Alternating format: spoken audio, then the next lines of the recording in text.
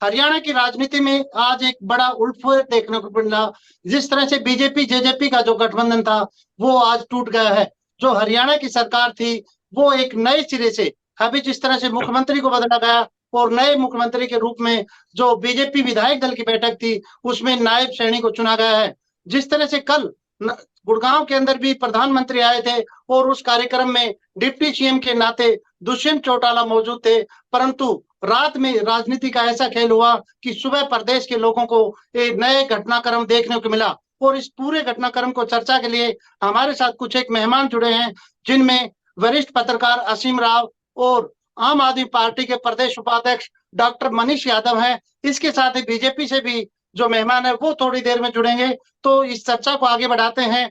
जी असीम जी, जिस तरह से पूरा घटनाक्रम अभी देखने को मिला, क्या कहेंगे इस पूरे मामले को लेकर? कहने का तो प्रदीप जी, इसमें अगर देखा जाए तो कोई खास बड़ी बात नहीं है, क्योंकि ये भाजपा की नीति रही है। जी जी। गुजरात में उन्होंने विधानसभा चुनाव से पहले पूरा मंत्रिमंडल बदला था, मुख्यमंत्री बदला था। यहाँ वो स्थिति लोकसभा चुनाव से पहले आ गई। जी लेकिन जी मैं मानता हूं कि ये सिर्फ एक जनता के मन से एंटी इनकम्बेंसी जो चली आ रही है उसका ध्यान बटाने की कवायद है और कुछ नहीं है। अब सारा जी दोष जो है वो जजपा के सिर मत मर दिया जाएगा कि इनकी वजह से सब कुछ हो रहा था। हो सकता है जजपा के एक दो नेताओं के खिलाफ कोई मुकदमा भी दर्ज हो जाए, और जी जी कोशिश ये पार्टी की कि खुद को पाक साफ साबित करे। लेकिन मुझे नहीं लगता कि हरियाणा की जनता में जो मैसेज ये भेजना चाहते हैं वो जा पाएगा।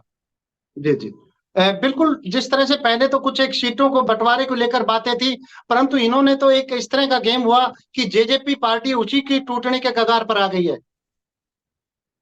देखिए, ये तो आपने कहाँ कहाँ नहीं देखा। महाराष्ट्र देख लो और कहीं देख लो, ये तो भाजपा की एक मोडस ऑफ ऑपरेंडी है। ये ऐसे ही काम करते हैं, जिसके साथ रहते हैं धीरे धीरे उसको कमजोर करते हैं। तो आप क्या मानते हैं कि जो बदलाव किया है, मुख्यमंत्री का नया चेहरा सामने ले आए हैं, ओबीसी जो कार्ड है वो खेलने की कोशिश की है, तो ओबीसी में कितना फायदा मिल पाएगा बीजेपी को? मुझे ये बताइए, आपके पास शायद आंकड़ा हो, मेरे पास तो जो आंकड़ा है वो लगभग ये है कि हरियाणा में जो सैनी कम्युनिटी है वो लगभग 3% के करीब है। जी जी ओबीसी में इससे बड़ी कम्युनिटी भी है, तो जी बड़ी कम्युनिटी जो है इसे कैसे स्वीकार करेगी। जी जी जी जो अहिरवाल का क्षेत्र है और है लगभग, अहिर कम्युनिटी की 10 सीटें जाती हैं। जी ओबीसी की सबसे बड़ी अगर कम्युनिटी देखी जाए तो अहिर कम्युनिटी है। तो अगर ओबीसी का ही करना था तो बेहतर होता है किसी अहिर को कर देते। नहीं, कुछ एक चर्चा है कि अहिरवाल में डिप्टी सीएम की जो कुर्सी वो भी अहिरवाल को मिल सकती है। नहीं, ऐसा होना मुश्किल है। तो जो अहिर समुदाय अहिरवाल में जो मंत्री हैं, क्या उनमें फेरबदल हो सकता है?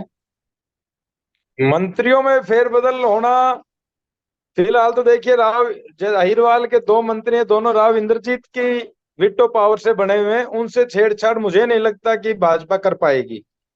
जी जी जी बिल्कुल। इनके अतिरिक्त अगर किसी को बनाना चाहे तो वो एक अलग बात है।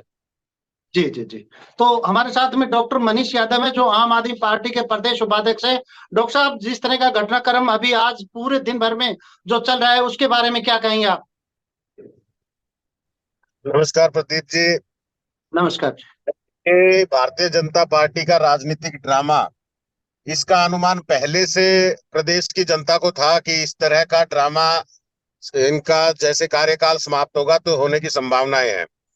जी जी पूरे 4.5 साल तक जजपा भाजपा ने मिलकर जनता को पूरी तरह से लूटा। जी देश के विभिन्न मुद्दे रहे, किसानों की समस्याएं रही, जवानों के रोजगार की समस्या रही, महिलाओं को सुरक्षा की समस्या रही। उन सब जी समस्याओं के समय ये खड़े नहीं हुए, तब इनका गठबंधन नहीं टूटा। जी लेकिन जब इनका राजनीतिक जीवन, राजनीतिक भविष्य संकट में आया तो ये गठबंधन टूट गया और जी इन्होंने अपने अपने स्वार्थ के लिए इस गठबंधन को तोड़ दिया।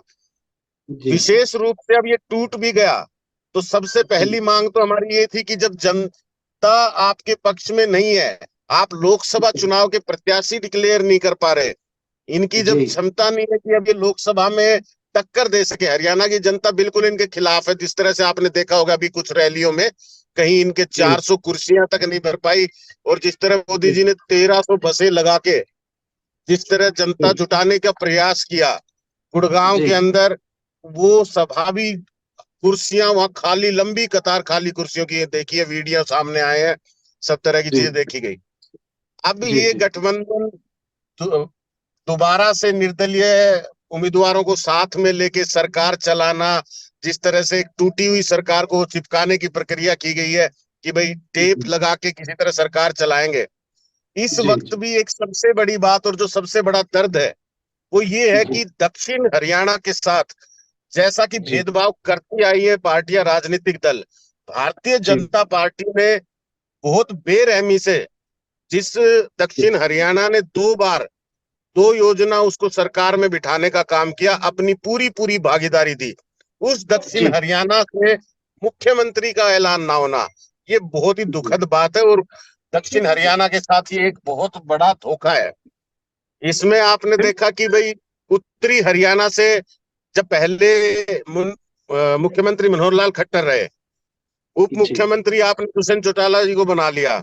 आज ये मौका था, ये अवसर था कि आप दक्षिण हरियाणा को उसका हक दे सकते, अधिकार दे सकते थे। तो आज भी आपने फिर से उत्तरी हरियाणा में जाके, चलो एक तो पहली बात तो आपने मुख्यमंत्री बनाया तो वो विधायक ही नहीं है, आपने जो जनता ने विधायक चुने थे जिनमें से कोई मुख्यमंत्री हो सकता था उसको नजरअंदाज करके एक बगैर लड़े हुए जो कि लोकसभा का प्रत्याशी रहा उसको आपने मुख्यमंत्री बनाया, और दक्षिण हरियाणा से फिर भी आपने मोहर नहीं लगाई।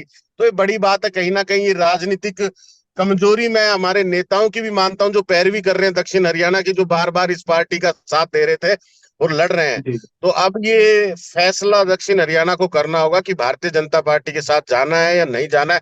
जहां तक मुझे लगता है 2 रैलियों में ये फैसला जनता सुना भी चुकी है। महेंद्रगढ़ में जिस तरह इनकी सभा विफल रही और अब गुड़गांव में जिस तरह प्रधानमंत्री की मौजूदगी में कुर्सियां खाली रही, तो अब ये साफ है कि दक्षिण हरियाणा भारतीय जनता पार्टी के खिलाफ वोट करने जा रहा है।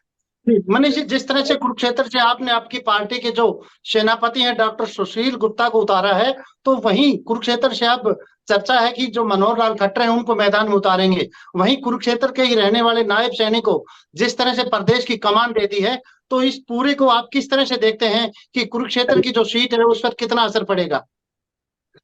देखिए, हमारी तरफ से पूरा स्वागत है। अगर भारतीय जनता पार्टी के मुख्यमंत्री रहे मनोहर लाल खट्टर जी में क्षमता है कि वो सामने आके लड़े तो पूरा स्वागत है। भारतीय जनता पार्टी 10 उम्मीदवार तय नहीं कर पाई। उनके जो पूर्व लोकसभा अध्यक्ष जो आज मुख्यमंत्री की अब शपथ लेने जा रहे हैं, वो अपनी सीट पे दोबारा जीत नहीं पाते।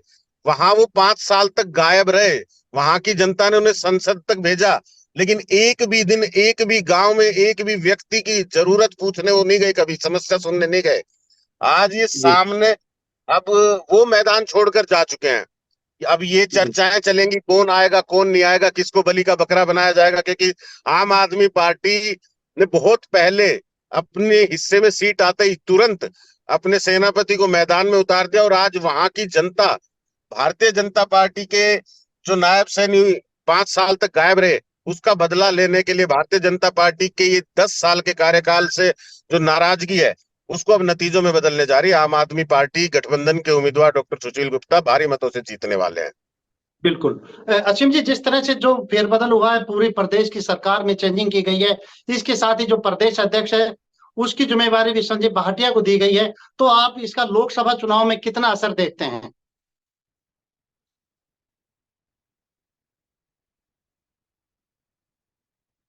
जी असीम जी। प्रदीप जी, लोकसभा चुनाव में असर तो इसका खूब दिखना चाहिए, क्योंकि देखिए फिर ये तो एक तरह से हो गया कि तो जिट्टी रोड की पार्टी हो गई। नायब सिंह सैनी जी अंबाला से बिलोंग करते हैं।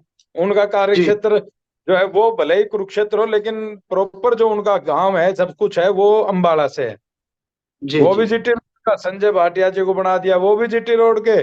और ये 15-15, 17-17 सीट देने वाला दक्षिणी हरियाणा जो है ये खाली बैठे हैं। जी जी जी।